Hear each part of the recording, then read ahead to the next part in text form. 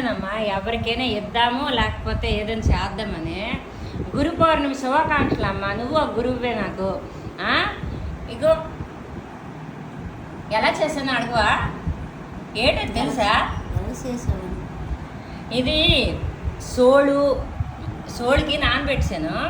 నానబెట్టేసి నిన్న మధ్యాహ్నం మిక్సీ చేసాను, పొలవబెట్టాను కొండల మజ్జిగ ఇవన్నీ కూడా ఏంటి, మామిడికాయ మొక్కలు, నేను చేసిన కూరలు, మిల్లెట్స్ ఒడియాలు, సోయా, రాజ్మా, పెసలు, చెల్లిచ్చిన కాకరకాయ కూర ఇద్దరం కలిసి తింటాము ఇప్పుడు.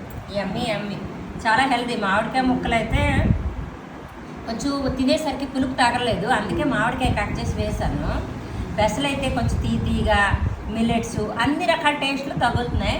అమ్మ కాకరకాయ కూర, పచ్చిమిరపకాయ నంచుకొని తినేస్తారా?